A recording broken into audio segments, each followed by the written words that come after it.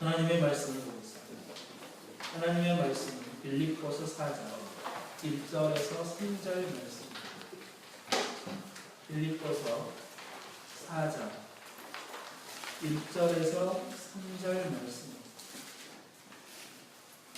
빌립보서 4장 1절에서 3절 말씀입니다.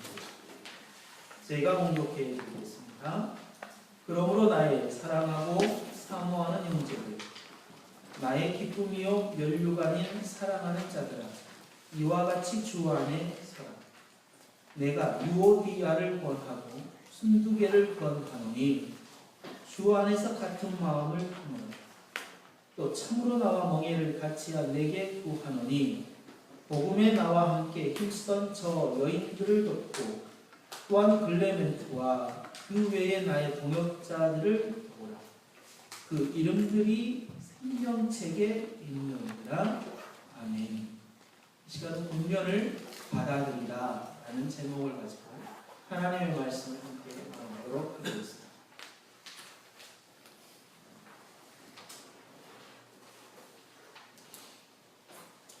세상에서 가장 아름다운 것은 혹시 무엇이라고 생각하십니까? 그동안 인생을 살아오면서 이야, 정말 아름답다. 정말 나를 쫓게 하는 거구나. 그리고 정말 귀하고 놀라운 것이구나 라고 느껴본 적이 혹시 있으십니까? 또한 하나님께서 이 세상을 창조하실 때에 가장 아름답게 창조한 피조물은 무엇인 줄 아십니까? 아담이 에덴 동산을 거닐면서 하나님께서 선하게 창조하신 피조물들을 볼 때마다 감격이 있었고 기쁨이 있었고 아름다움을 느꼈을 것입니다. 자기 앞에 온 동물 하나하나를 보면서 아담은 그 동물들의 이름을 지었습니다. 그런데 어느 날 자신과 똑같이 두 발로 서 있고 자신과는 약간의 신체적인 구조가 다른 어떤 피조물을 보게 되어졌어요. 그 피조물을 보는 순간 아담은 놀랐습니다. 그리고 그의 입에서 순간적으로 튀어나왔습니다. 나네? 내가 왜 저기 있지? 그래서 아담은 그 피조물의 이름을 이렇게 지었어요. 지 아비에게서 나왔으니 지엄이라고 하겠다. 남자에게서 나왔으니 여자라고 하겠다. 라고 그렇게 이름을 지었어요. 그리고 그 여자를 향하여 내 뼈 중에 뼈고 내 살 중에 살이다. 라고 그렇게 이야기했어요.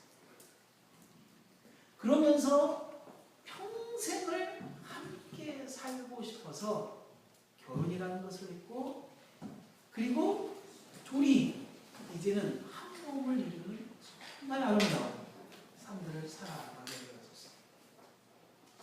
하나님께서 이 세상에서 가장 아름답게 만드신 피조물이 사람입니다. 그거는 어느 누구도 부인할 수가 없습니다. 아담이 고백한 것처럼 내 뼈와 같은 존재가 사람이고 내 살과 같은 존재가 사람. 그러나 우리의 현실은 녹록찮습니다. 오늘 본문에서 나온 유오디아와 순두개, 순두부와 같은 별명을 가진 이 순두개가 두 사람이 서로 등을 지고 삶을 살아가고 있습니다. 유오디아와 순두개는 빌립보 성도였어요. 그리고 지금 소위 이야기하는 권사 정도의 직분을 가질 만한 아주 탁월한 신앙과 믿음을 소유한 사람이 바로 이 유오디아와 순두개예요. 바울은 이 유오디아와 순두개에게 권면합니다. 주 안에서 같은 마음을 품으라 라고 권면합니다.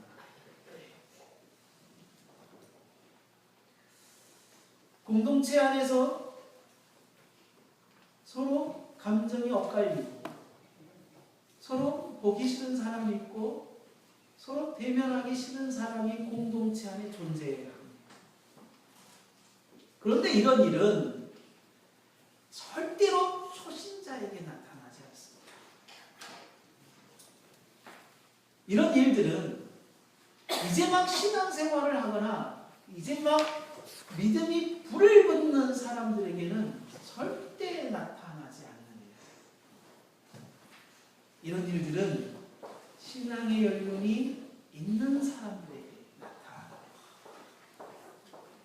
신앙의 연륜이 어느 정도 좀 장성해서 성숙한 사람에게 이러한 모습들이 나타난다.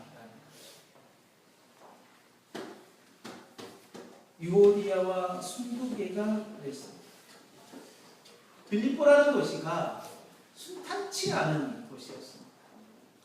엄청난 우상으로 정말 생활을 하고 있었고, 그리고 귀신 들린 여자를 통하여서 점을 보고 그 점을 보게 함으로써 돈을 버는 그러한 어떤 산업의 구조를 가지고 있는 도시가 바로 빌립보였습니다. 그래서 바울이 복음을 전도하고 귀신 들린 그 점치는 귀신 들린 여자를 치료해 주었을 때에 그 점치는 귀신 여자를 데리고 돈을 벌었던 주인들에게 고소를 당하고, 바울은 그 고소당한 이유가 뭔지도 모르고 잡혀서 매를 맞아야 했고 감옥에 갇혀가야 했습니다. 그런데 그 빌립보라는 곳에 바울이 갔을 때에 그 빌립보라는 도시에 회당이 없었어요. 바울은 늘 전도를 가기 위하여 어떤 도시를 가면 유대인들이 지어놓은 회당을 먼저 찾아갔어요. 그러나 그 빌립보에는 유대인들이 많지 않았기 때문에 회당이 없었어요. 그래서 먹을 곳이 없었고 잘 곳이 없어서 기도처를 막 찾으러 돌아다녔을 때에 자주장사 루디아를 만나게 되었고, 그 시내가터에서 빨래를 하고 있는 여자들을 만났는데 그 여자들 중에 2명이 바로 유오디아와 순두개일 것이라고 성경학자들은 이야기를 합니다. 그래서 이 두 사람은 초창기에 빌립보 복음 사역을 할 때에 고난을 받고 복음 때문에 어려움을 당함에도 불구하고 바울과 함께 이 빌립보 교회에서 복음 사역을 했던, 선교 사역을 했던 아주 탁월한 그리고 헌신적인 믿음의 여인들이었습니다. 그리고 난 10여 년이 흐른 후에 이 빌립보 교회에 트러블이 있었는데, 그 트러블은 구체적으로 이름을 명시하여 이 두 사람이 서로 등을 돌리고 있는 소식을 듣고 이 두 사람에게 주 안에서 같은 마음을 품으라고 권면하고 있는 내용입니다.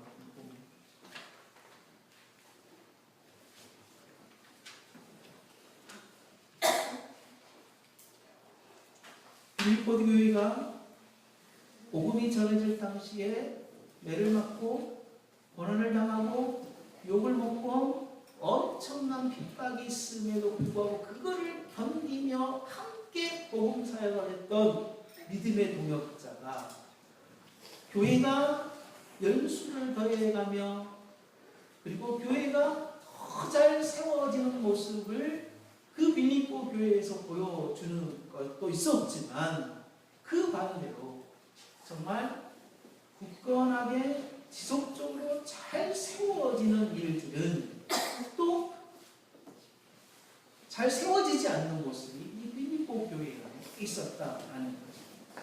그렇습니다. 이 땅의 교회는 완전한 교회가 없습니다. 성경에 나온 교회들도 모두가 다 그렇습니다. 성경에서 제시된 교회가 완벽한 교회가 없었고 그 안에 문제가 있는 모습들이 전부 다 있었어요. 그러나 교회가 이 땅에는 완전한 교회가 없지만, 그러나 하나님이 세우신 완전한 교회가 되고자 부단하게 노력하는 모습을 늘 교회가 가졌다라는 것입니다. 한국 교회 안에 그리고 교회 공동체 안에 성도와 성도 사이에 처진 이 트러블에 대해서 해결하려는 부단한 노력을 하는 것이 그리고 해야 하는 것이 성경의 본면이자 또한 우리들이 그런 문제를 풀어가야 되는 중심에 있다는 사실을 성경은 늘 이야기하고 있을 때에 오늘 말씀은요 우리 안에 이런 문제들을 말씀의 본면대로 받아들이고 그 말씀의 본면을 따라 우리가 해결하고 더 든든하고 현실한 공동체로 그리고 개개인은 더 굳건한 신앙인으로 살아가는 그런 놀라운 일들이 우리 안에 있어야 되겠다라는 것입니다. 하나님께서 가장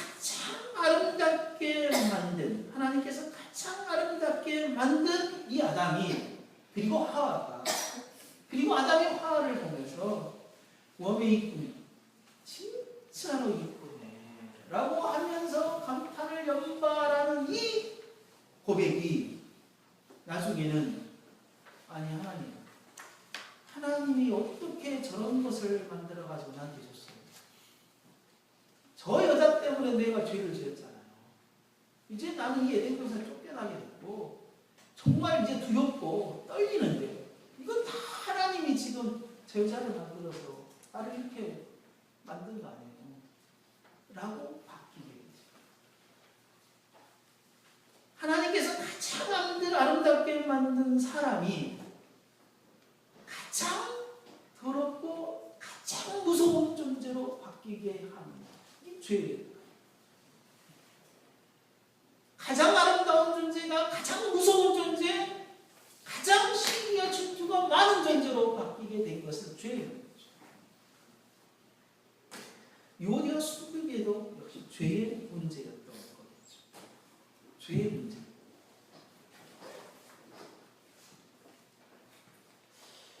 앞에서 언급한 왜 오래된 성도들에게서 이러한 관계 트러블이 나타나요?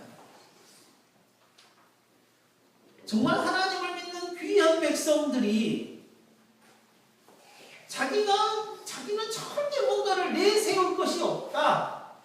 내가 정말 버러지와 같은 인생을 하나님께서 나를 구원해 주셨다. 그렇게 하나님에게는 고백을 하면서 똑같이 그러한 은혜를 받고 함께 신앙생활을 한 성도들이 신앙의 연륜을 더해가면 더해갈수록 정말 더 아름다워지고 더 관계 속에서 아름다움이 더 드러나고 더 섬기는 모습이 나타나고 더 귀하게 보여야 하는 이 아름다운 공동체에서 왜 가면 갈수록 보기 힘든 그리고 정말 어려운 문제들이 우리 교회 공동체 안에 나타날까라는 생각들이 있습니다.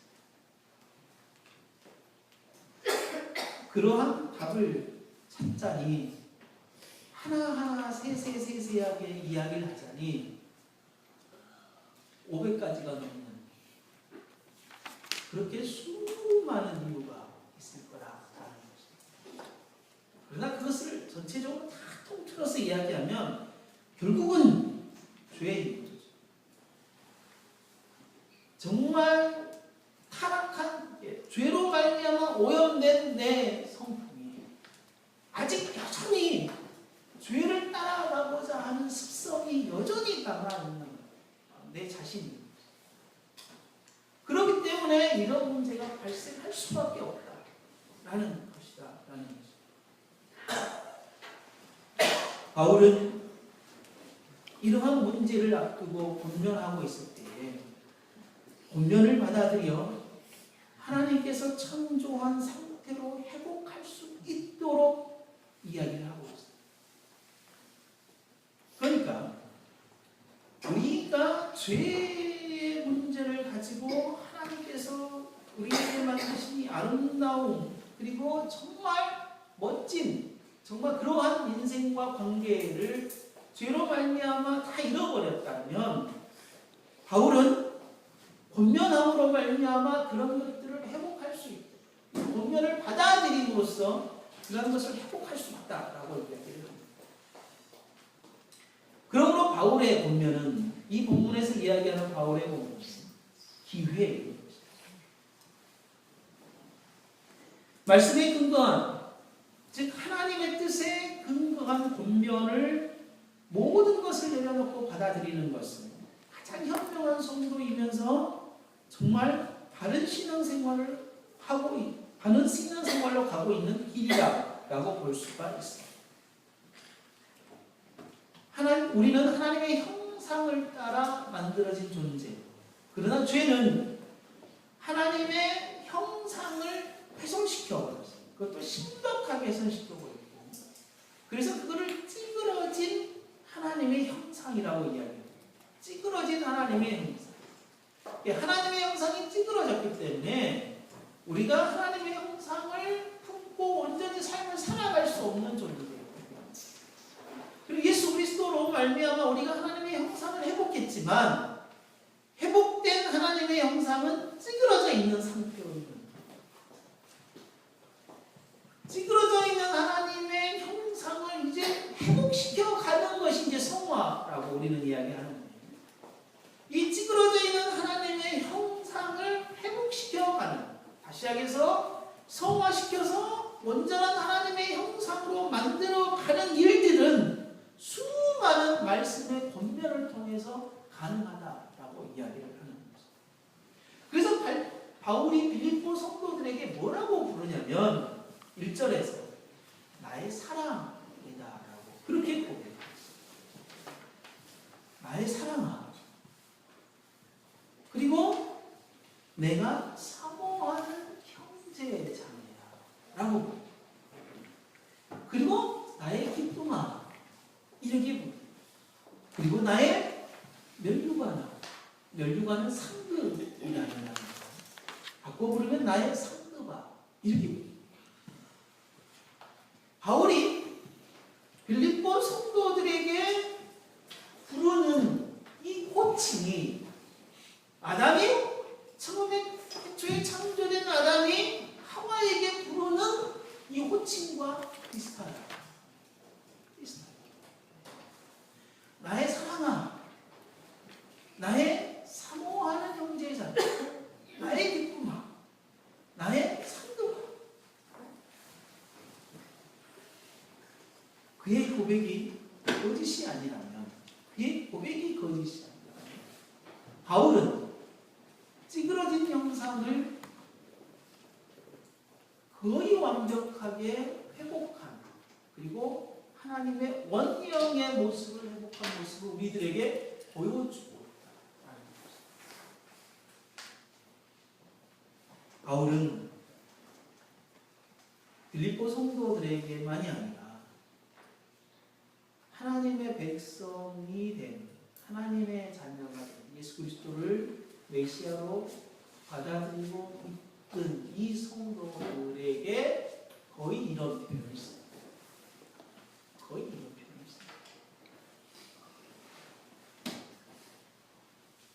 이 말씀을 우리 현실에 접목시켜보면 나와 관계를 맺고 있는 사람들이 나의 사랑이라고 고백되어집니다. 나의 기쁨이라고 고백하는 것입니다. 나의 상급, 멸류관이라고 고백하는 것입니다. 이게 하나님께서 우리들에게 만드신, 하나님께서 우리들에게 예수 그리스도로 말미암아 회복시켜 주신 신령한 복 가운데 하나, 이 땅에 가장 아름다운 것을 볼 수 있는 눈을 주셨고, 가장 아름다운 존재가 내 옆에 있는 사람이라는 사실을 발견할 수 있게 해주시는 것. 그리고 그 사람을 향하여 정말 아름답다라고 정확하게 볼 수 있는 그 눈. 믿음의 안목과 정말 믿음의 마음을 주시는 이 신령한 목표를 저희들이 받게 되었습니다. 이런 관계를 회복하지 못했다면, 아직 이러한 관계를 갖지 못했다면 우리는 주의 공연을 받아들여야 합니다. 바울은 본문에서 유오디아와 순두개를 권면한 것과 같이 하나님은 계속해서 말씀을 통해서 우리들에게 권면하고 있습니다. 이런 관계를 회복하라. 여기에서 이런 관계가 회복되어지는 사람들은 예수 그리스도를 믿는 사람, 하나님을 믿지 않는 사람들을 향하여 나의 사랑이고 나의 기쁨이고 나의 면류관이고 내가 사모하는 사람이다라고 이야기하기는 어렵습니다. 그러나 하나님을 믿는 사람, 예수 그리스도로 말미암아 하나님의 자녀가 된 사람에게는 이러한 호칭과 고백이 자연스럽게 나와야 되는 것입니다. 근데 안 나와요. 왜 안 나와요? 그건 우리 각자가 다 그 답을 알고 있어요. 그것이 나오지 않는 것에 대하여 우리 각자가 다 알고 있어요. 그것을 풀어내야 해요. 그 문제를 또 풀 사람은 자기 자신입니다. 다른 사람에게 있지 않아요. 각자가 그 문제를 풀어낼 만한 귀한 일이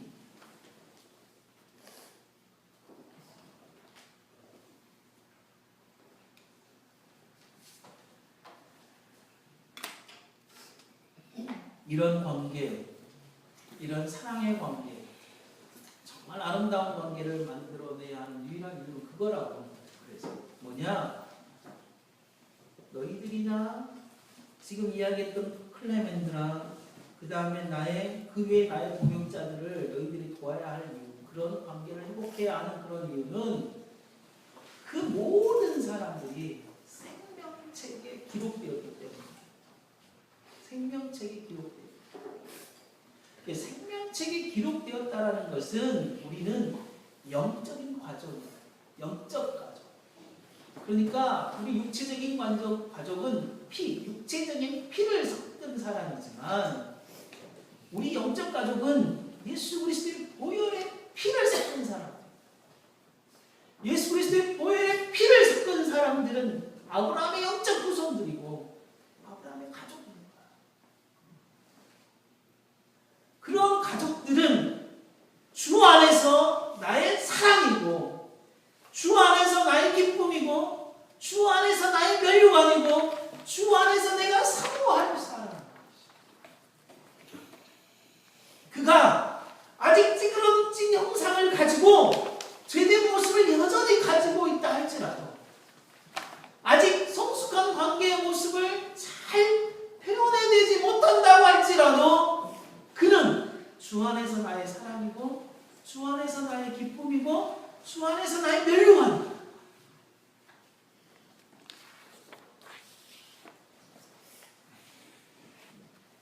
말씀에 근거하여 바울은 어떻게 권면의 내용을 보면 주 안에서 같은 마음을 품어라 라고 이야기합니다. 유오디아와 순두개야 권면한다는 거예요. 제발 너희들이 싸우지 말고 주 안에서 같은 마음을 좀 품어라 라고 이야기합니다. 같은 마음이 뭐예요? 하나님께서 예수 그리스도를 통하여서 우리를 구원하신 이유, 하나님께서 예수 그리스도를 통하여서 우리를 지금 이곳의 공동체로 묶으신 이유, 그것이 같은 거죠.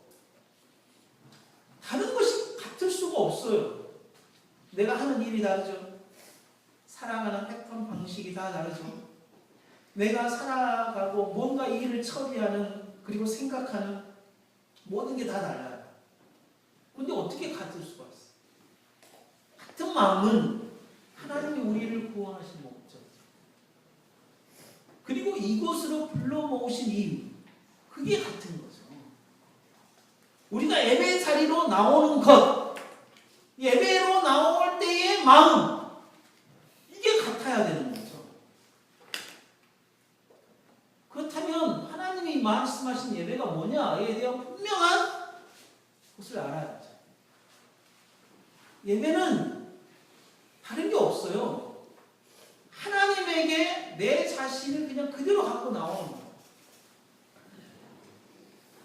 그 이상은 없어요. 그리고 하나님이 오늘 나에게 무슨 말씀을 하시고 어떠한 은혜를 주실 건지에 대해 받아들일 자세를 가지고 나오는 그거밖에 없는 거예요. 그 마음이 같아야 되는 거예요. 어떤 사람은 오늘 예배를 나올 때에 내가 힘들고 어려운데 하나님이 나에게 어떤 위로의 말씀을 주실까? 이런 마음으로 나와요. 어떤 사람은 내가 진짜 이 문제를 풀어야 되는데 하나님이 말씀으로 나에게 무슨 말씀을 주실까? 각자 다른 마음을 갖고 오는 거거든요. 근데 실제 예배는 그런 거 아니에요. 위로받으러 오는 거 아니에요. 예배는 자기 자신의 그 문제를 다 털어놓으러 오는 것이 아니에요. 예배는 영광이신 하나님 앞에 신령과 진정으로 그 하나님 앞에 나를 산제물로 드리려고 나오는 거예요. 그 산제물로 드리려 나오는 내 마음이 상처를 입고 힘들고 괴롭다면 그 상태로 나오는 거예요. 그래서 하나님은 그걸 받아주겠다는 거예요. 기쁘고 즐겁다면 그 기쁘고 즐거운 상태로 나오라는 거예요. 그거를 받아주겠다는 거예요. 그러니까 예배는 정말 내 자신의 모든 것들에 먼저 해결하려고 나오는 게 아니라 뭔가를 그 예배를 통해서 받으려고 나오는 게 아니라 하나님의 백성이 함께 동일한 마음을 품고 예배를 하나님께 드리고자 하고자 나오는 예배하고자.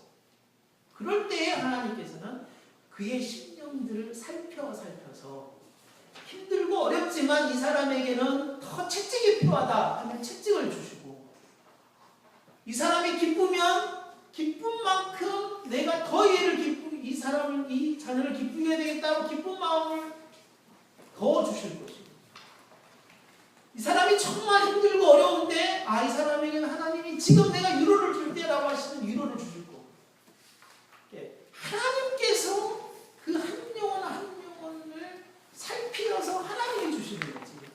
내가 위로를 받고 싶다고 해서 나와서 위로를 받을 수 있는 게 아닙니다.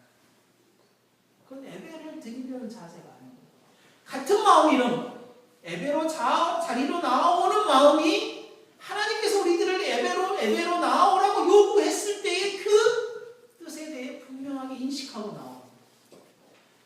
같은 마음을 품는 건 하나님이 우리를 구원하여서 같은 공동체로 불러 모으시고 같은 공동체 속에서 서로 동역하는 자로, 나의 사랑으로, 나의 기쁨으로, 나의 사모하는 자로, 나의 면류관으로 관계를 만들어 놓으신 이유가 뭔지에 그 이유를 가지고 함께 생활, 공동체를 이끌어 나아가. 그게 같은 마음입니다. 그런 마음을 품고 나아가는 이 관계는요, 하나님께서 정말 이 세상을 창조한 원리에서 나오고, 그리고 말씀 속에서 창세기부터 요한계시록까지 이 관계는 분명하게 나타나요. 그게 뭐냐? 하나님께서 하나님과 사람 사이의 창조주와 피조물로의 관계는 아버지와 아들의 관계로, 그리고 정말 뗄래야 뗄 수 없는 하나님의 형상의 관계로 맺어주셨어요. 그런데 하나님과 사람 사이의 관계만이 아니라 하나님은 늘 무엇을 요구하시냐면 피조물과 피조물의 관계를 요구하셔요. 그래서 구약의 전체의 요약이 우리는 십계명이라고 이야기합니다. 십계명의 전체 요약은 뭐라고 얘기하냐면 하나님을 사랑하고 1계명부터 3계명까지, 5계명부터 10계명까지 이웃을 내 몸과 같이 사랑한다. 신약 성경도 마찬가지 하나님을 사랑하고 이웃을 내 몸과 같이 사랑하라. 첫 계명과 두 번째 계명, 세 계명을 내가 너에게 주노니 라고 말씀하신 것이 그 내용이에요. 이 두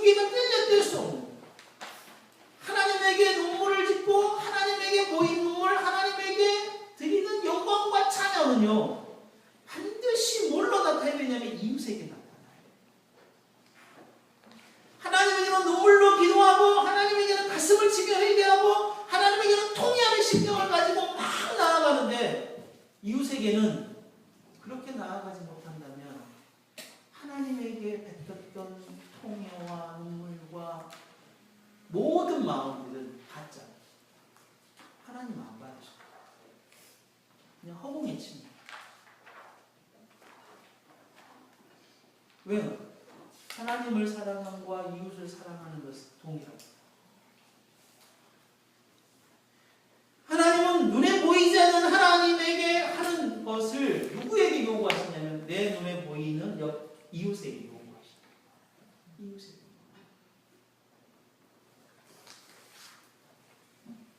하나님을 빼버리고 이웃만 사랑하는 것 기독교 아닙니다. 이웃을 빼버리고 하나님만 사랑하는 것 기독교 아닙니다.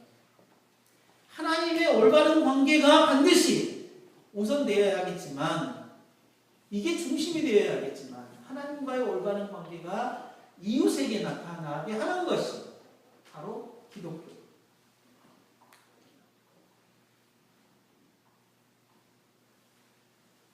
왜 이러한 본면 그리고 왜 이러한 관계를 요구하시냐?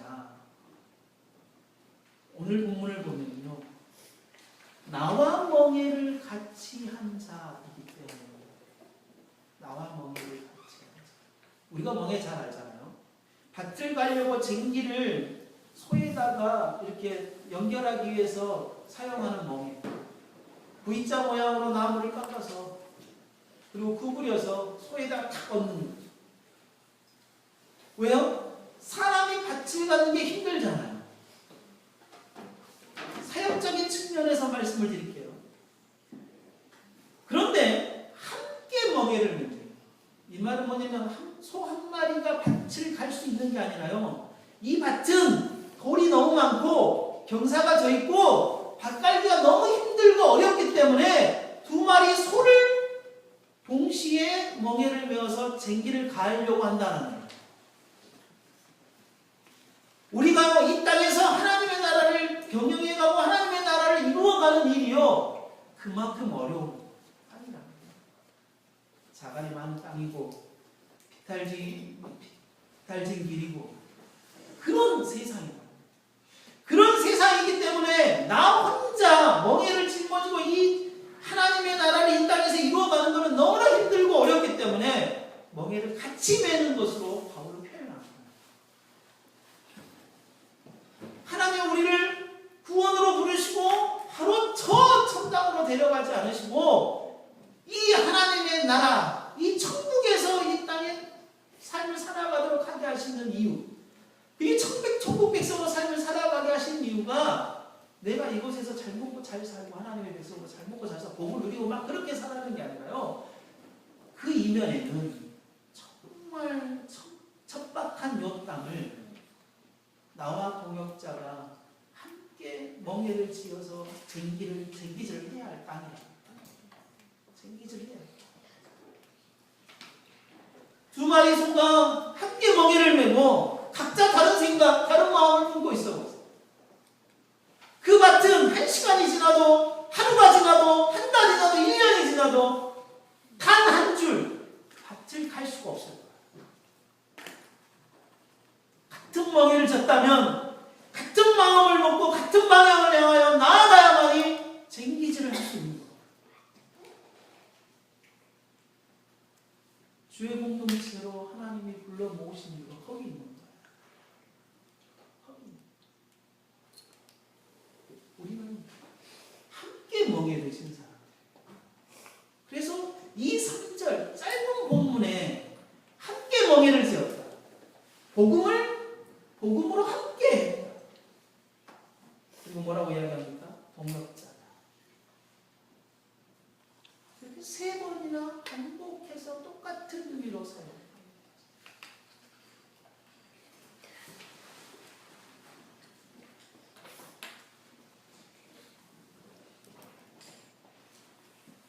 우리가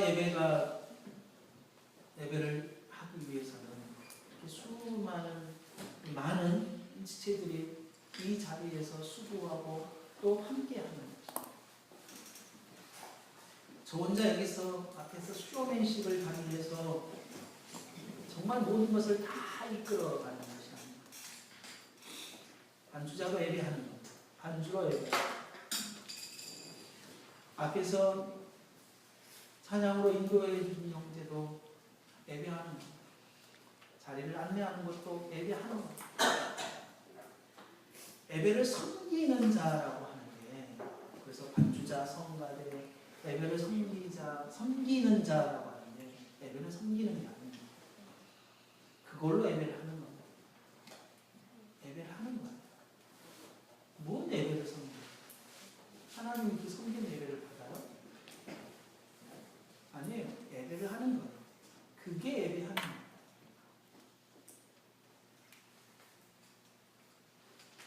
우리가 이러한 하나님의 기쁘신 이 동역의 의미를 좀 잘 생각을 하고 그렇구나. 내 앞에, 내 옆에, 그리고 하나님이 묶어주신 이 귀한 공동체 한 영혼 한 영혼들이 내 사랑이고 내 기쁨이고 내 면류관이구나. 정말 그런 마음을 먹으십니다. 또 실제 그러한. 그래서 서로 힘을 모으고 또 힘을 기대고 그래야 하면서 하나님께서 이 땅에 세우신 귀한 공동체를 만들어가는 겁니다. 하나님께서 사람을 가장 아름답게 만드셨다고 했습니다. 그런데 혼자는요, 자신의 아름다움을 발견할 수가 없어요. 아담이 그랬던 거죠. 자기하고 똑같은 한 사람이 나타났을 때에 그 사람을 보고 그 사람의 아름다움을 보았고 그 아름다움이 결국 자신의 아름다움이라는 사실을 보았어요. 정말 이 땅에서의 아름다움은 나 스스로 거울을 보면서 내가 이쁘다 라고 하는 것보다 정말 옆 사람 야 오늘 진짜 이쁘다고 할 때 기쁨이 엄청난 거죠. 관계 속에서 하나님의 하나님의 형상을 회복한 예수 그리스도로 말미암아 하나님의 형상을 회복한 그 관계 속에서 정말 하나님의 창조한 아름다움이 완전하게 들어요. 그럴 때에 이 연약 공동체가 그런 아름다움의 모습들을 서로 발견해가고 그리고 그 아름다움으로 말미암아 서로 의지되어지고 서로 기쁨이 되어지고 사랑이 되어지는 일이 있어요. 지금 나의 인생 가운데 유오디아와 순두개처럼 신비한 질투가 혹시나 있습니다. 주의 권면을 반드시 받아들여야 돼요. 그래서 나의 사랑하고 사모하는 형제자매이며 나의 기쁨이고 나의 면류관인 관계를 회복해야 할 것입니다. 하나님께서 만드신 가장 아름다운 사람과 가장 아름다운 관계를 맺습니다. 주의 나라를 위해 함께 멍에를 메고 가는 그런 귀한 언약 공동체가 되기를 바랍니다. 함께 기도하도록 하겠습니다.